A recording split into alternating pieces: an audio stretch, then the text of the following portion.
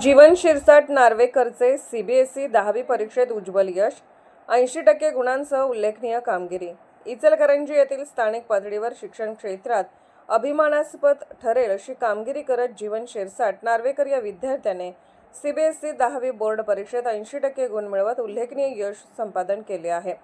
या यशामुळे परिसरात आनंदाचे वातावरण निर्माण झाले असून सर्व स्तरातून त्यांच्यावर कौतुकाचा वर्षाव होत आहे.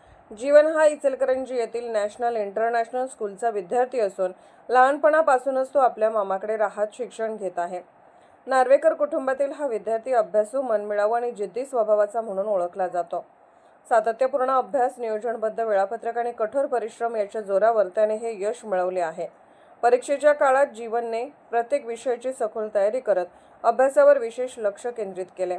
शिक्षकांचे मार्गदर्शन, पालकांचे प्रोत्साहन आणि स्वतःची चिकाटी या त्रिसूत्रीच्या बळावर त्याने यशाची शिखरे गाठली.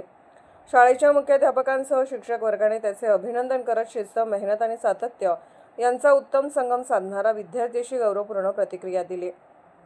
कुटुंबियांनी आनंद व्यक्त करत सांगितले की जीवनने सुरुवातीपासूनच अभ्यासात प्रामाणिकपणा जपला. कोणत्याही ताणतणावाला बळी न पडता शांत आणि एकाग्रतेने अभ्यास केल्यामुळेच त्याला हे यश मिळाले आहे. विशेष म्हणजे जीवन केवळ शैक्षणिक क्षेत्रातच नव्हे तर क्रीडा क्षेत्रातही उजवा ठरला आहे. तो ज्युडो या क्रीडा प्रकारात राज्य व राष्ट्रीय स्तरावर पदके पटकावलेला खेळाडू असून त्याने स्टेट व नॅशनल स्तरावर आपली छाप उमटवली आहे. त्यामुळे अभ्यास आणि क्रीडा या दोन्ही क्षेत्रात संतुलन साधणारा विद्यार्थी म्हणून त्याची ओळख निर्माण झाली आहे. जीवनने आपल्या यशाचे श्रेय आई-वडील, मामा, शिक्षक व मित्रपरिवाराला दिले.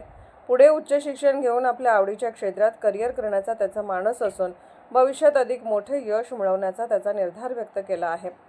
जीवन शिरसाट नार्वेकरच्या या यशामुळे इचलकरंजी परिसरात अभिमानाचे वातावरण निर्माण झाले असून तो इतर विद्यार्थ्यांसाठी प्रेरणादायी ठरत आहे. त्याच्या उज्ज्वल भविष्यासाठी सर्व स्तरातून शुभेच्छांचा वर्षाव होत आहे. पोलीस होप इंडिया न्यूज चॅनलला लाईक करा, शेअर करा आणि सबस्क्राईब करा.